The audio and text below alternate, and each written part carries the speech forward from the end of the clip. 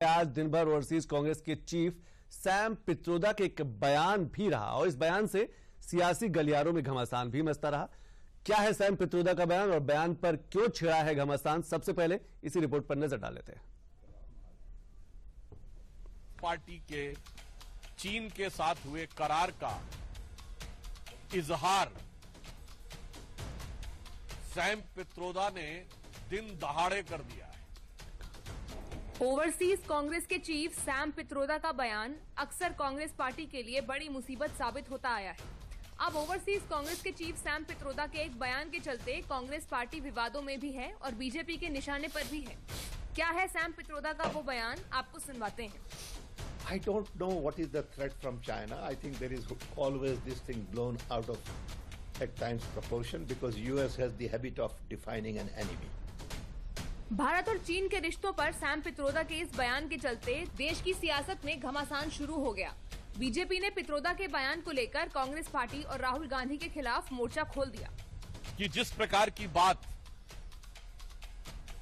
Sam Pitroda जी ने कही है वो भारत की अस्मिता, भारत की कूटनीति और भारत की संप्रभुता पर बहुत गहरा आघात है। उन्होंने इस प्रकार की बात कही कि चीन के साथ तो किसी प्रकार का विवाद ही नहीं है, जैसे भारत ही अग्रेसर की भूमिका में।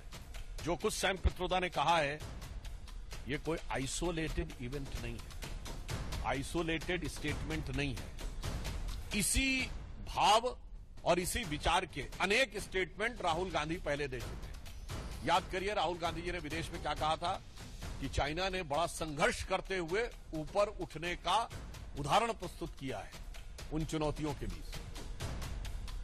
इसके साथ ही बीजेपी ने सैम पित्रोदा के बयान को गलवान घाटी में शहीद हुए सैनिकों का अपमान बताते हुए कांग्रेस को निशाने पर लिया। ये गलवान के शहीदों का अपमान है कि नहीं, मैं कांग्रेस पार्टी से सीधे पूछना चाहता हूं। गलवान में जो हुआ, हमारे 20 सैनिक बलिदान हो गए और उसके बाद यदि आपका ओवरसीज का चीफ इस प्रकार की भाषा बोलता है तो ये निंदनीय है, भर्त्सना योग्य है और ये भारत और भारतीय सेना, भारतीय सैनिकों के बलिदान का घनघोर अपमान है। फिलहाल सैम पित्रोदा के बयान के चलते बीजेपी कांग्रेस पर पूरी तरह से हमलावर है। अब देखना ये होगा कि कांग्रेस पार्टी अपने सीनियर नेता सैम पित्रोदा के बयान पर क्या स्टैंड लेती है।